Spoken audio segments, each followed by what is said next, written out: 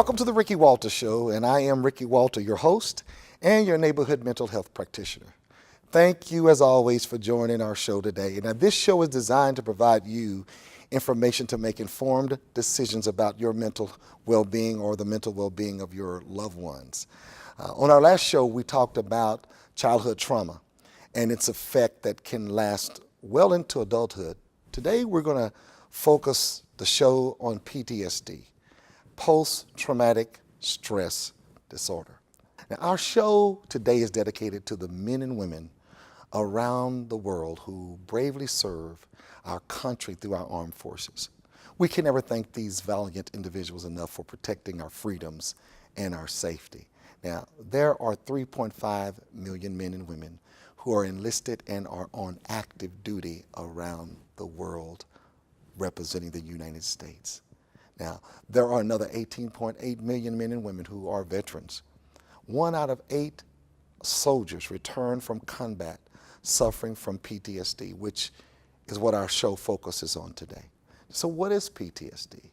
Now, PTSD can develop following any event that makes you fear for your safety. Military combat is the most common cause in men, but any event or series of events that overwhelms you, leave you with a feeling of hopelessness and helplessness and leave you emotionally shattered can trigger PTSD, especially if the event feels unpredictable or uncontrollable. We cannot talk enough about PTSD without talking about related symptoms. Some of the symptoms of PTSD is bad memories and nightmares, triggered memory of events, hyper arousal, anger, and irritability, and that's just a name a small few of those things. But I need to pause here for a bit to introduce you to a young man named Kevin Ware, who was injured in combat in Afghanistan in 2012. He suffered what is known as a traumatic brain injury and experienced a long journey toward recovery, which included the diagnosis of PTSD. I want you to experience his story from his own mouth. Take a look.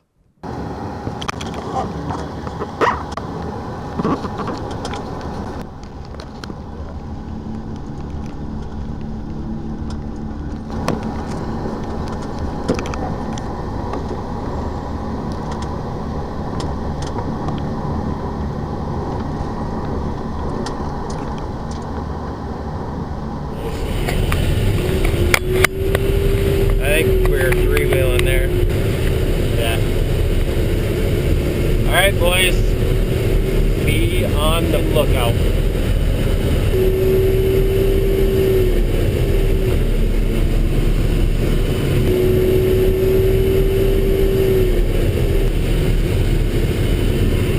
There's contact. I don't know. IED.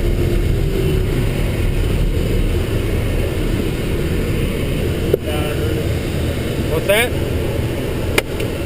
I'm going. Hey,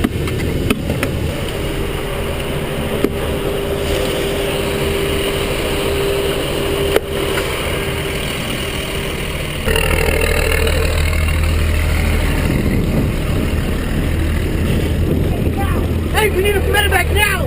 It's bad! It's bad! There's nothing we can do! We're trapped under the truck! Are they alive? One is breathing! Everybody else is...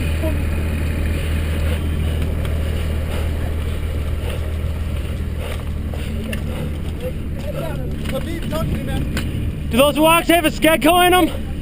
Yeah. So I was my lieutenant's radio telephone operator, and as we were driving through Afghanistan, our truck was struck by a command detonated IED, which killed my lieutenant, our driver, Private Lopez, and our Terp, Habib, and it left Sergeant Peterson and myself severely wounded. And that was pretty difficult for me to cope with, because I'm in Afghanistan thinking that I'm doing what I'm supposed to do, and all of a sudden I wake up in San Antonio in a VA hospital where I felt like I didn't belong there. I belong, my guys needed me, I needed to be with them, and I was in the wrong spot, and they could call my commander would straighten it up, and they put me where I needed to be. I was in the wrong spot. So it took me a long time to just figure out that I belonged.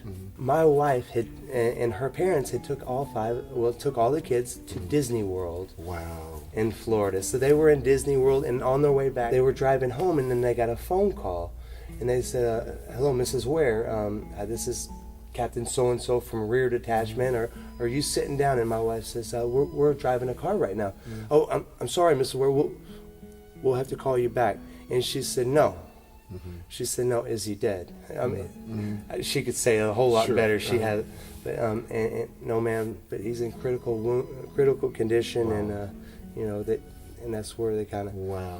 I was blown up in August 1st, and they were going to fly my wife and my mother to Germany to say goodbye, and on August 3rd, I came to San Antonio. They got me stable enough, then I flew here, and after the IED happened in August 1st, 2012, I stayed inpatient in the hospital for several months. Wow. And then I was released from that, where I did 3 to 6 appointments a day, 5 days a week for a year and a half. So I lived in a little apartment, a little dorm room where the privates would live in, but a dorm. My wife lived there with me and helped take care of me as a non-medical attendant. It took a long time for me to come to the fact, to actually understand that I'm supposed to be here, and they're not. You know, for the longest time, I felt like I did something wrong by sitting where I sat, or by being the one that was alive, and they died. You know, why did I come back? You know, and they didn't. So I went and I met Private Lopez's parents, and you know, I told them, I said, I'm sorry, I'm sorry. They told me, don't be. You know, they said, no, we're not. They understood. I didn't. Yeah, well, you know, and that's it, because I know that when we talk about PTSD, it involves flashbacks, memory. It's and there's a lot of things that goes on in your brain, in your mind, that you just can't shut off, especially when your life and your integrity is threatened, like yours were. You mentioned flashbacks, and I have one that I still have today. It's not so much a flashback, but I'll have to bring you back just a little bit. So when I was in Afghanistan, we were parked on the side of the road, our convoy. We were just waiting there for hours, like we did, and there was these 2 little girls sitting on the side of the road. I want to say about 4 and 6, or maybe 6 and 8, but they were drinking from this dirty, nasty ditch about maybe 20 feet long, and there was a camel standing next to it, and I went out there and I gave them each a bottle of water, and I had to help them. I had to show them how to open it, and they drank these water, and when they got done, they filled it up with the poo-poo water, and they started drinking out of it too. But I gave them what I could, and it just but that water has a smell that I've never smelt before, a smell that you can even taste, and from 20 feet away from there, you can smell that water, how dirty, nasty, but I've never smelled that before. And I can be in my living room watching TV, air conditioning, no smell in my home, and then all of a sudden I smell that smell so strong, and then I taste it, and it's like, and it's there. It's so real. It's a smell that I've never smelled before I went over there, and wow. Now you have physical injuries. I do. Right? And what were the physical injuries that you had? So I had a severe limb salvage on my left limb, and where I had both the bones had broken, came out the side of my leg, and then they had to cut down this and do a fasciotomy because it had swollen up. I had almost lost my leg, and here about a year back, they came back and they took all the screws out, because I do suffer still from a lot of pain from that. And there are probably a number of vets who have experienced either active duty and been exposed to war, exposed to trauma. What would you tell them regarding where they need to be, or what they need to try to get to? Well, it's it's about wanting a better life for yourself, and that's what I wanted. And as far as with my TBI, my memory was severely affected, my short-term memory, and then with my leg, and I went through a lot of pain. And one of the most beneficial things that I have found and I had done for myself was the doctors, they would just throw medicine at me. They were giving me 3 oxycodone 10 milligram sustained release 4 times a day, and then they were giving me 4 5 milligram instant relief 4 times a day. So I would take 7 Oxycontin 4 times a day. 3 of them were instant, and 4. Well, what's the state? 4 were, yeah, extended release. And I could watch a movie, and I didn't understand what was going on. I didn't get it. I thought they're doing bad actors. I just didn't get it. I would have to watch a video that I watched, Lion King or something we watched hundreds of times with the kids, and I still would get lost in it. But I knew because, and what it was I took myself off of all those pain medicines. Wow. I stopped taking them all. I started taking supplements. I take magnesium to help prevent headaches. And then I take it's a Marinol. It's for pain. It's a THC supplement, and it's so I don't have to I don't take any of those narcotics that they gave me, and I try to go as natural as I can, and that cleared up my mind so much. I do still have severe pain, and I push through lots of it, and at the same time, I've developed lots of techniques that I've came up with to. Share what one of your techniques. Okay. So if you have a pen and piece of paper, just if you think back and just close your eyes and think of a scenario. What's something that's just completely calming? For me, it was a lake house with nothing, nothing around, and then you got to kind of on this piece of paper. So you wrote down your lake house. Well, what are you hearing while you're out there? The chirps of the birds and the trickling of the river, whatever you're hearing. And you write down all these. This is your happy place. And while you're thinking of all these different things to write down, you just distracted yourself from that pain that's just, all over you. Wow. I mean, you're sitting here getting into it and trying to think, well, what do I smell? What do I taste? What do I feel? And I change it up sometimes, and it's like, well, what kind of things would I like to do to my home to make it a home? And I just start thinking, you distract yourself. That's the pain medicine distracts you. You take all these medicines, you watch TV, you don't know what's going on because you're distracted. You can't follow what the guy's saying on the news because you're not all there. You're not there. Now, you have started a new journey. Yes, sir. Talk about your new journey. Well, I enrolled in college. One of the things I joined the military to help better my family was the GI Bill. I'm going to earn this GI Bill. My kids are going to go to college, and I got blown up early, so I wasn't in long enough to be able to pass that down to my children. So what the Army had told me, or what the VA said, was you have 15 years from your retirement date to use nearly 1,400 hours of college. And the VA said, you should take a few years, take 5 or 10 years, and get your medical where you want to be, and then start college and try. And I said, well, then I'll only have 3 years left. I could do whatever I want if I could do it in 3 years. That's right. So I thought, I'm going to start now. If I try it, I signed up for a 2-year degree. If I get in here and I go a year and I decide I can't do it, or if I decide it's a little too much for me, I'll either back off, and I'm doing full time right now. But I'll either back off or I'll let it expire, and then I can wait 10 years, and then if it expires, at least I gave it a shot. Yeah. So how is it going for you? It's amazing. Wow. It's the easiest thing I've ever done. Pulling in a lot of new information. So what is your specialization? What is your interest? So out of the degrees, I had chose water resource science. Wow. I want to learn how to make water, take dirty water and make it clean. Oh, that goes back to what you saw with the two girls on the side of the road. I I connected. Wow, that is wonderful. The Lord picked it for me, and I was going through all these degrees, and I didn't, I picked, the school was right down the road from my house at Northwest Vista 2-year college.